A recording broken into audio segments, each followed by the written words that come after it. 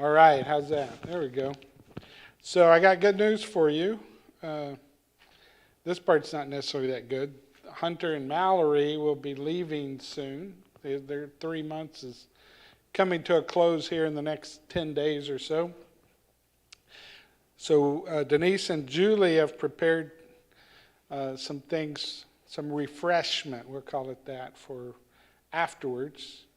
So just plan to go upstairs when we're done.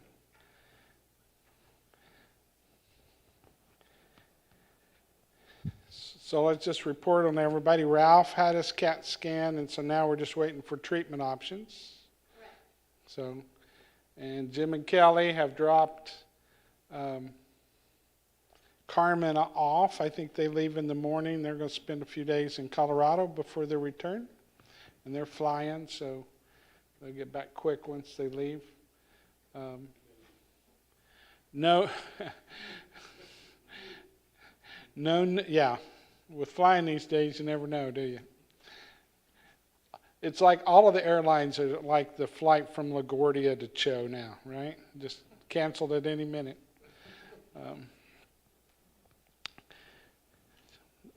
Tiffany has COVID now, but Brandon's better. Your guys, are they all out of the clear, ready to go? The rest of the goods are good. Aaron and Leslie and their family were here, so I think they're pretty good shape. Wally and Janice were here Sunday, so I think I know Wally's back to work, so he's doing better. So it looks like nothing very serious, just some lingering tiredness. Bob Beasley, he's had the surgery, now he's fighting an infection. You probably saw that. Sue's still having pain getting around, but she's doing okay? Yeah, she's doing pretty good. Yeah. Has she started PT?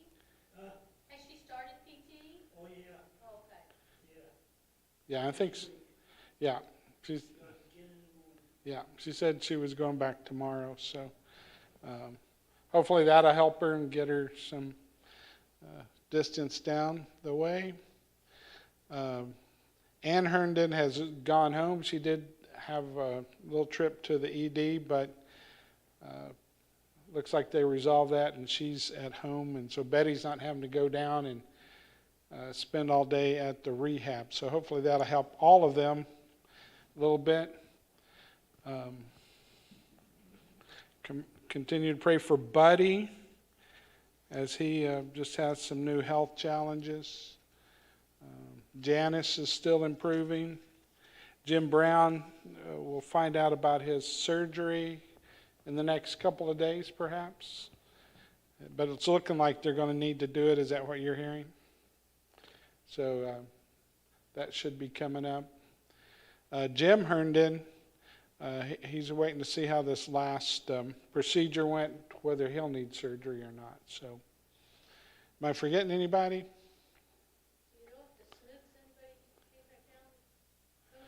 I have not heard that anybody hear anything? So let's assume no news is good news, right? All right, well, let's pause and pray together. Father, we're thankful that you've brought us together, that you watch over us, that you lead us, that you sustain us. Help us to better take care of each other and to look to the needs of others, to care for ourselves as we want to continue in a long service in your name. Father, I pray for particularly Lacey and Carmen as they begin time at college. Give them people around them that will guide them and lead them. But I also just pray for all students returning to college, all students that are preparing for their future. Give them a mind to learn, give them a willingness to work hard, and give them a heart to help the world around them. Father, for all those that you've protected through COVID, we thank you, particularly of our number, our people. And we just ask that you continue to watch over us. I pray this in Jesus' name. Amen. Come in.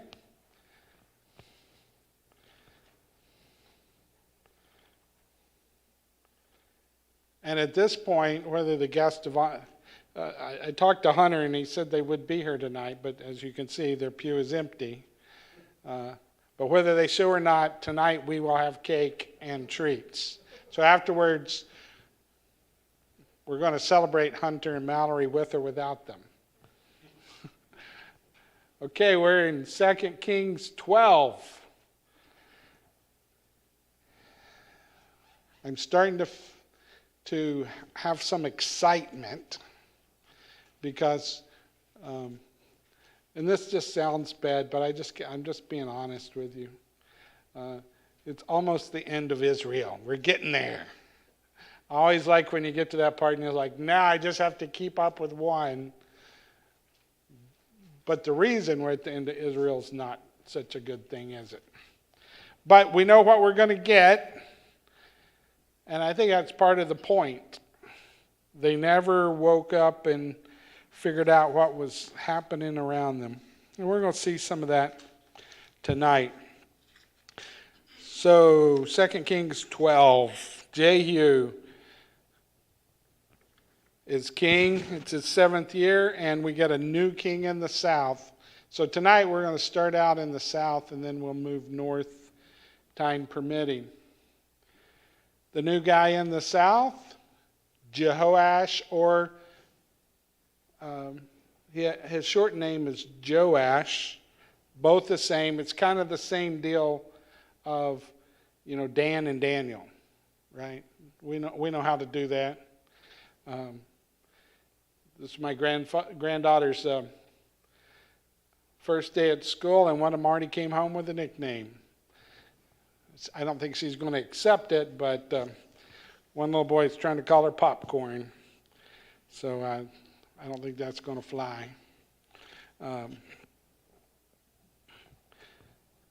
But Jehoash means given by Jehovah. What a great name. Gift of God, I think, is the sense here. What a great name for a king. We'll see how he does with that. And you remember, how old was he when he became king? 7. He was 7. So close. 6 years in hiding. Yeah, he hid for 6 years. Apparently he was 1. He's 7 when he becomes king. And so we're not expecting too much from him at the beginning. But I want to kind of do a little sidebar here. There are 3 kings in this section. His dad, Ahaziah, and then Jehoash, and then Joash's son, Amaziah. They get left out of the list in Matthew. Remember how Matthew starts with the genealogy? They're not on that list. They get skipped over. Because again, a lot of times, and I'm saying this just to keep it at the forefront of our minds, they're not trying to give us a timeline history. They have a bigger purpose. Even Matthew has a bigger purpose. And I think we can talk about that sometime because I chased that a lot today. So I got some good material for later. Exactly. He had other theological points to make, and he had to make things balance. He had to make the equations work. Yeah. And we had decided we were going to have cake with or without you, but it'll be better with you here, so that's good. Then no, you're good. I never mind anybody coming at any time. We had a guest speaker in, and we had this family We had a fan-shaped auditorium at the church I was working at. And we had this family that came in like 10 minutes into the service every week, and they went down front. It would just, we were used to it. But this guest speaker was one of those that didn't stay behind the podium. He was just all over the place. And it was almost like it was choreographed. They're coming in, and he's going over there at the same time, not really noticing them, and almost runs them over. And you just think, how's this guy going to react? And it was just the most gracious. He just kind of ushered them on in with a big smile and just kept going. I think that's the way it should always be, right? If you show up, it's good. Being on time is more of an American thing, not a Christian thing, right? There you go. Time is relative. And I think we're spoiled because we have the means to do that more. Can you imagine if you're driving your horse from 10 miles away? You just waited till everybody got there, right? You didn't even worry about it. It was a suggestion of a target with a big bullseye. That's kind of how I take it.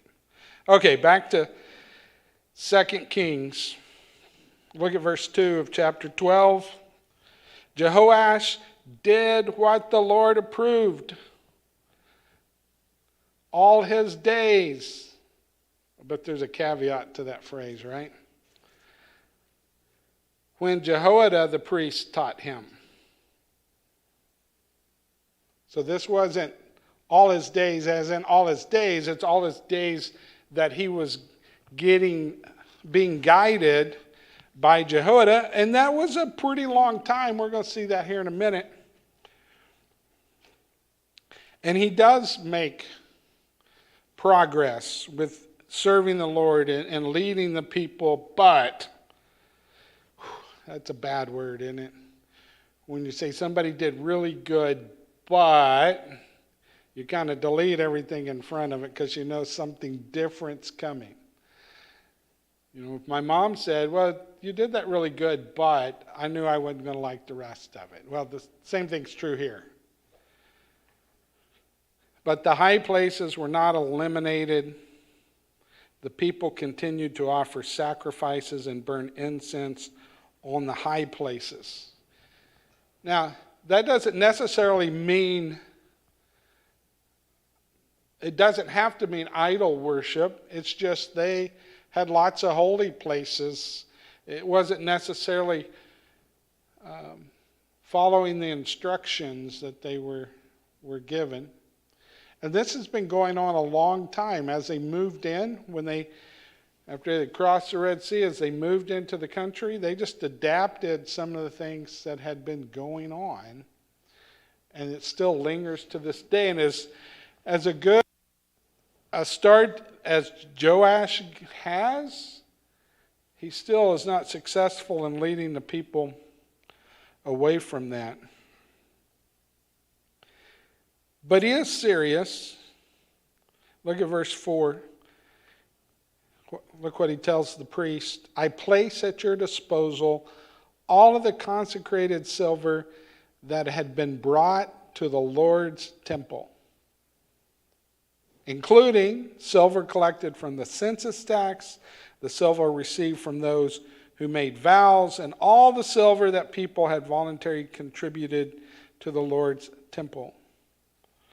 The priests should receive the silver they need from the treasurers and repair any damage to the temple they discover. Why was the temple in such need of repair?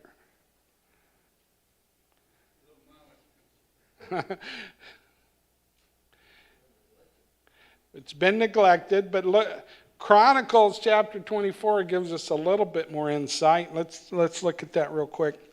Verse 7. In my Bible, it was kind of a parenthetical statement just to make sure we're all on the same page. 2 Chronicles 24, verse 7. It says, wicked Athaliah and her sons had broken into God's temple and used all the holy items of the Lord's temple in their worship of the Baals. Okay, so not good. There's a lot of repair to be done. What might have been another reason that Joash was keenly aware and wanting to make this investment into the temple? It was his home for 6 years, right? And so he would have been keenly aware. And you think he may have had conversations with Jehoiada. Probably so. But unfortunately, the priests were not using the money for repair. And that's not to say they were necessarily misusing it. You know, some of the funds that came in the temple, that was the priest, if we can use our kind of language, that was their pay, right? That's how they made a living, in a sense. That's how they took care of their families. But it was clear that repair of the temple wasn't a priority for them, and perhaps that would have taken some things away from them, and so they weren't fully dedicated to it. Look at verse 6. By the 23rd year of King Jehoash reign, the priest had still not repaired the damage to the temple. Now, we're not really told when that started, what year in the reign it started. So we don't know if it's been a decade or it's been 2 years or what, but it's been enough time that Jehoash says, let's do a different plan here. First, he calls them in. Why have you not repaired the damage to the temple? Now take no more silver from your treasures unless you intend to use it to repair the damage. The priests agreed not to collect silver from the people and relieve themselves of personal responsibility of the temple repairs. Perhaps some of it was they just weren't very good at construction. If you're good at construction and you're helping somebody who's not, or let's put it in a better context. If you're a good mechanic and you're trying to help somebody who doesn't know what they're doing, is it painful? It's really painful. So to expect the priest to be good at construction, maybe that was part of the problem. Let the priest be priest, and let's get some guys in here. And starting verse 9, we see Jehoiada comes up with a plan.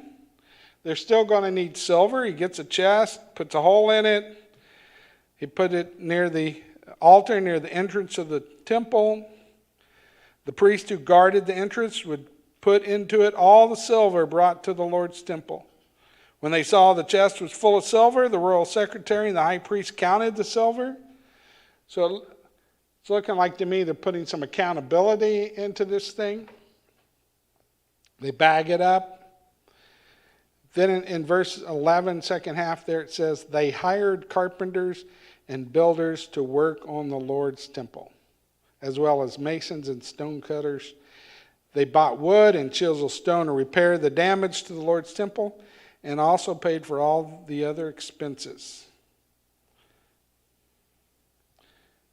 Goes on to say they don't use it for making bowls and all of the trimmings of the temple. But they got the money to the right people who knew what to do with it. And verse 15, they did not audit the treasurers who dispersed the funds to the foreman, for they were honest. So that tends to help me think maybe some of them, there was at least a question of how honest they were being, even though they worked as priests in the temple. So why didn't the priest do that? Take them, I don't know how to build that, but let me go hire the mason that can. They showed the money that he said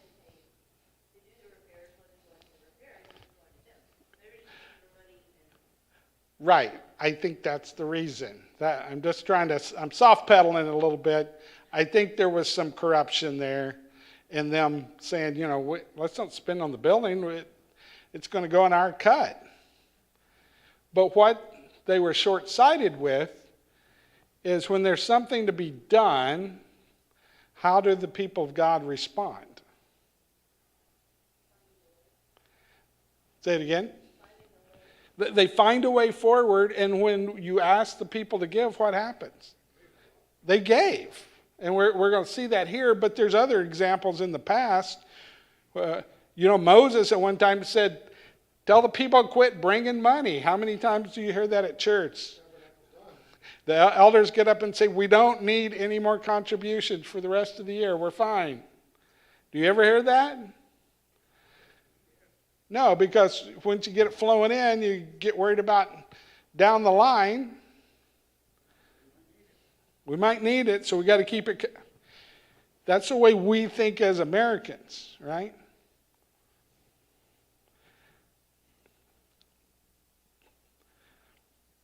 One thing that Jehoash did was make sure they didn't suffer. Look at verse 16, meaning the priest. The silver collected in conjunction with reparation offerings and sin offerings was not brought to the Lord's temple. It belonged to the priest. He didn't say, you're going to have to suffer so we get a temple. We're going to do what's fair and what's right, and we're going to allow you to keep doing what you're supposed to be doing. So it's not a matter of one or the other, right? It's how can we do both? It's hard for us because we think zero sum. Somebody else does better. Somebody else has to do worse. There's some kind of...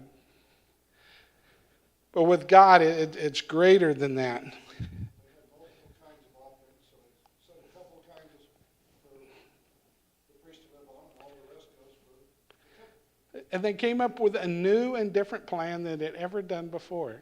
See, even at church sometimes you can be innovative and do things differently than you've done them before.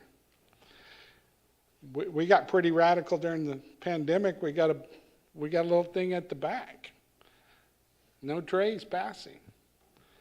And guess what? We're doing as well as we've done the whole time I've been here. Because when people want to give, what do? They give. They don't have to be coerced to give. They want to give. Again, 2 Chronicles 24, this time verse 14 will be helpful. When they finished, they brought the rest of the silver to the king and Jehoiada. What does that tell you? They got more than they needed to repair the temple. They had extra.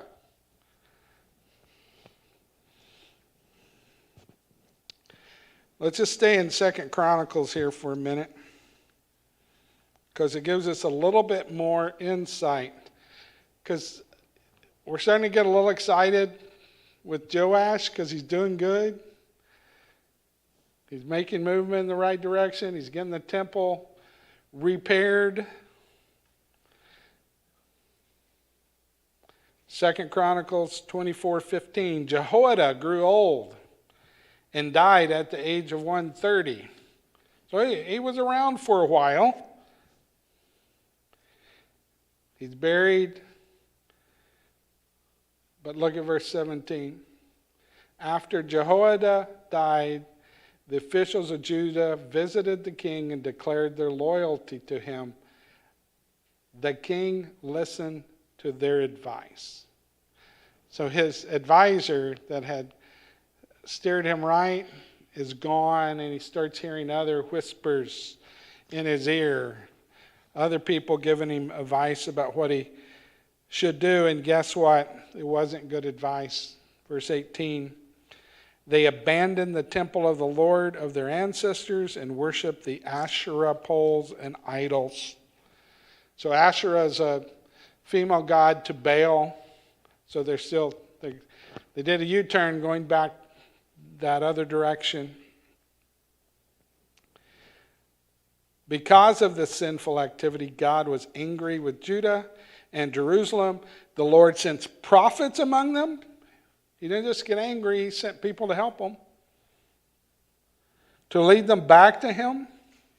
They warned the people, but they would not pay attention. God's Spirit energized Zechariah, son of Jehoiada, the priest. He stood up before the people and said to them, "This is what God says. Why are you violating the commands of the Lord? You will not be prosperous because you have rejected the Lord. He has rejected you." And in that, I think, is always the idea, but if you stop rejecting the Lord, what is he going to do? He's going to bring you back, right? This is not rejection in the sense you can never be restored, but not under these circumstances. They plotted against him and by royal decree stoned him to death in the courtyard of the Lord's temple. King Joash disregarded the loyalty Zechariah's father Jehoiada had shown him and killed Jehoiada's son. That's just a few words, but it's sad, isn't it? After all the years and all the time,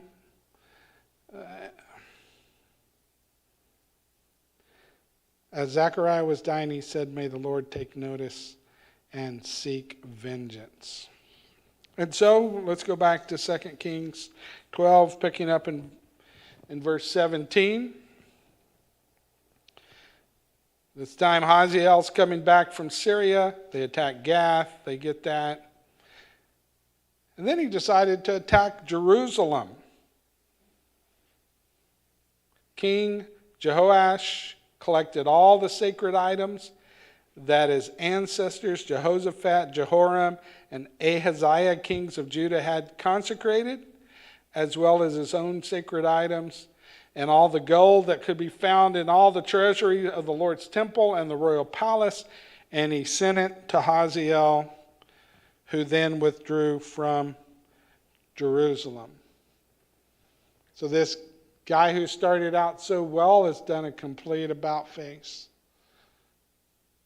And now instead of calling on the Lord in his distress, he buys off Hazael. Let's go back to 2 Chronicles. They give us a lot more insight to Jehoash. Verse 23 this time in chapter 24. At the beginning of the year, the Syrian army attacked Jehoash and invaded Judah and Jerusalem. They wiped out all the leaders of the people and sent all the plunder they gathered to the king of Damascus. And then the real story here, verse 24. Even though the invading Syrian army was relatively weak, there should not have been a reason that Judah lost here. The Lord handed over them Judah's very large army, for the people of Judah had abandoned the Lord God of their ancestors. The Syrians gave Joash what he deserved. Yeah. I'm trying to avoid what I deserve. Right? He got it. And then we find out, again, that closing statement back to 2 Kings. All the accomplishments are written down. His servants conspired against him and murdered Joash. So he comes to a sad end, and his son Amaziah becomes king. For a moment, he was a bright star, and then it quickly fades and goes away. Now, chapter 13. We're going to go back to the north. It's the 23rd year of Joash's reign. Jehu's son, Jehoahaz, and his name means the Lord holds, or Jehovah holds, meaning the idea of being attached and protection. He became king over Israel. But it doesn't take us long. We already know the answer because we say North Israel. What do we know about the king? Bad. But just in case we'd forgotten that, verse 2, he did evil in the sight of the Lord. He continued in the sinful ways of Jeroboam. The Lord was furious with Israel and handed them over to Hazael of Syria. And you know, Syria, we already heard in the last story, isn't necessarily that strong. If you look at the wider world history, Syria is not the up and coming. But this happens during a time where Assyria is having some internal problems and they kind of pull back a little bit. Syria is kind of the buffer between Assyria and North Israel. And given the chance, as Assyria kind of pulls back a little bit to kind of deal with internal things, Syria goes and attacks North Israel. So it's kind of like, you know, when the big bully stops beating up the little bully goes looks for somebody to get. And I think that's a good way of looking at what's happening here in chapter 13. But of all things, Jehoiada asked for the Lord's mercy. That's what verse 4 tells us. So you have the king of Judah, when he's in trouble, what does he do? He buys off Syria. And you have the guys in North Israel who are not even pretending to follow after Jehovah. When he's in trouble, what does he do? He appeals to God. Isn't this words? And maybe he just had nowhere else to turn. But isn't that part of what happens when we find ourselves in trouble? Do you think about the prodigal son and the phrase there? You know, when he's in the pig pen, slopping the hogs, eating what the hogs eat, what does he say? What does the Bible say? Well, he came to his senses. You know, it woke him up. He became aware there has to be something better. And that seems to happen here with Jehoahaz. And look at God's response. Verse 5, the Lord provided a deliverer for Israel, and they were freed from Syria's power. The Israelites once more lived in security. So what does this remind you? What time in Israel's history does this remind you of? Judges, right? They just kept repeating a cycle of they had peace, they would move away from the Lord would send opposition, they would send invaders, they would cry out to the Lord, he would send a deliverer, and that time it was called a judge. The people would rally to the Lord, and he would give them a time of peace. After a time of peace, they would move away from it. You get it. It's still happening. But even maybe the most remarkable thing is God is still responding because that's what he wants. It's not like you did this, you get what you deserve, tough it out. It's when Israel has turned back to him, what does he do?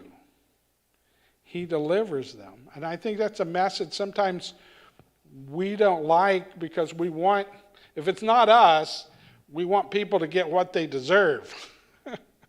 And we don't want to let them off the hook. But that's not what God's looking for. Yeah, on the one hand, it seems inspiring that God doesn't just say at this point, look, we've been through this so many times, forget you. But the other side of that coin is it does get worse. I mean, there's the Assyrian captivity and the Babylonian captivity. There is a limit. There is. There is a point at which the punishment gets more severe because it keeps getting repeated. There's a reason even Judah does better in captivity. It takes that to wake them up. That's where we get Daniel, Shadrach, Meshach, Abednego. And I think verse 6 is the pivot point here. Because if God sends a deliverer, what would the appropriate expectation be?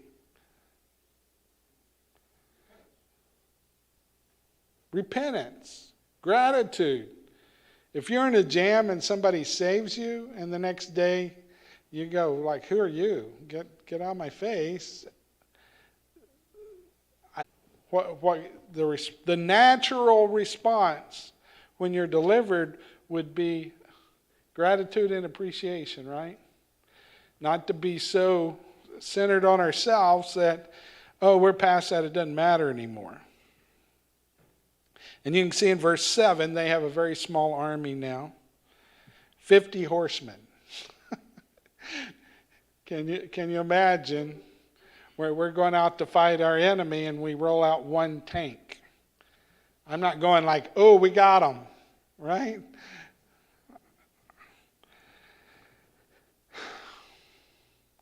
But Jehoahaz is gone. We're halfway through Jehu's promise, right?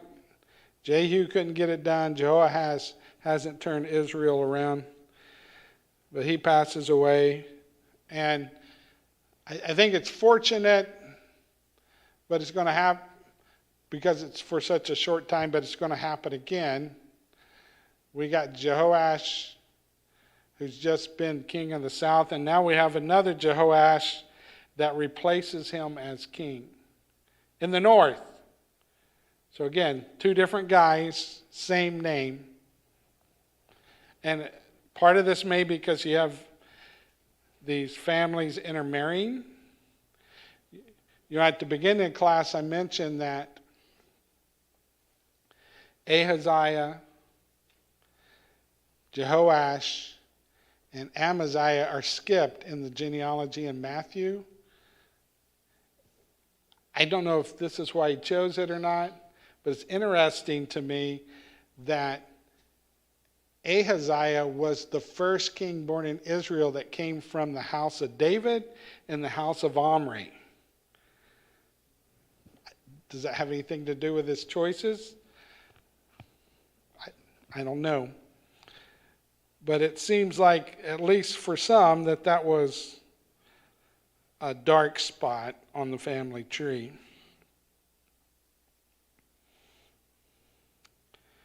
So Jehoash in Israel, we're back in the north.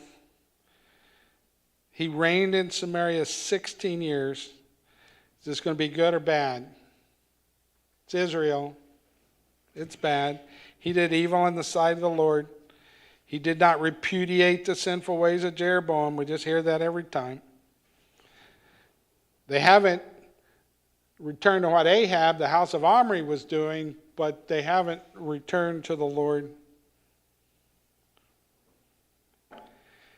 Then it says, Jehoash passed away and Jeroboam succeeded him on the throne. So that's what the good news here is. We only have a moment of having Jehoash in the south and Jehoash in the north. And all we really know is he didn't do anything to turn the country around. It's the redundant story we keep hearing, but he just gets a paragraph. It's kind of like yada, yada, yada, right? You know the story. You know I don't have to tell you the details. It's the same thing again. Sometimes maybe the problem is we grade ourselves on the curve. Some of the kings were better than some of the other kings. Maybe that was good enough. You know, they didn't actually end the idolatry, but they lessened it a little bit or something like, you know. And I'm all for moving the right direction, but it doesn't feel like we're moving, right? It's like we're stuck in the same place. To me, that's a problem.